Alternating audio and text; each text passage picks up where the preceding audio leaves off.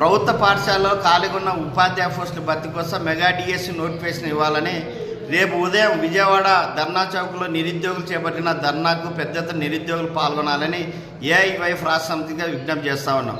ముఖ్యంగా 6 సంవత్సరాల నుంచి నోటిఫికేషన్ రాక నిరుద్యోగులు పెద్ద ఎత్తున నష్టపోయారు. అదేవిధంగా ఈరోజు ప్రభుత్వం కూడా అరాకొర పోస్టులు ఉద్యోగాలు భర్తీ చేసిన చర్యలు తీసుకుంటుంది.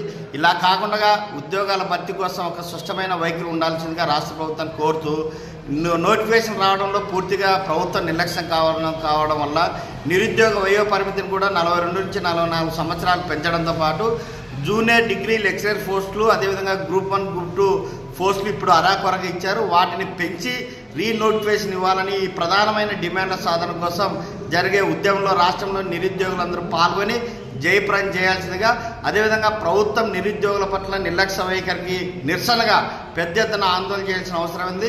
మీ ఆందోళన కార్యక్రమానికి ఏఐవైఎఫ్ సంపూర్ణ మద్దతు, ప్రత్యక్షంగా ఉద్యమాల్లో పాల్గొంటుందని తెలియజేస్తూ పెద్ద ఎత్తున పాల్గొనాలని విజ్ఞప్తి చేస్తూ ఉన్నాం.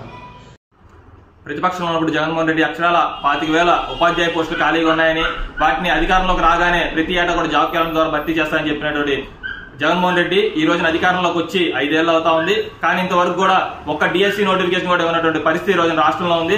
అంతేకాకుండా ఒక ఉపాధ్యాయ పోస్టు కూడా భర్తీ చేయనటువంటి ప్రభుత్వం ఏదైనా ఉందంటే ఈ ప్రభుత్వమే. కాబట్టి ఈ రాష్ట్రంలో ఉన్నటువంటి ఉపాధ్యాయ శాఖలో ఖాళీగా ఉన్నటువంటి పోస్టులు భర్తీ చేయాలని, అదేవిధంగా మెగా డిఎస్సిని తక్షణం నిర్వహించాలని చెప్పి రేపు పెద్ద ఎత్తున నిరుద్యోగ అభ్యర్థులు అందరూ కూడా విజయవాడ ధర్నా చౌక్ లో 10ంటికి మహాధర్నా నిర్వహించడం జరుగుతా ఉంది. ఈ యొక్క ధర్నాకు పీడీఎస్సీగా సంపూర్ణ మద్దతు తెలియజేస్తా ఉన్నాం. అంతేకాకుండా ఈ యొక్క ధర్నాలో పెద్ద ఎత్తున నిరుద్యోగులు అందరూ పాల్గొని ఈ యొక్క జగన్మోహన్ రెడ్డిపై ఒత్తిడి తీసుకొచ్చి మెగా డిఎస్సీ నిర్వహించేంత వరకు కూడా పోరాటాలు నిర్వహించాలని చెప్పి మేము తెలియజేస్తా ఉన్నాం. కాబట్టి ఈ యొక్క కార్యక్రమంలో ప్రతి ఒక్క నిరుద్యోగ అభ్యర్థి కూడా పాల్గొనాలని చెప్పి మేము కోరుకుంటా ఉన్నాం.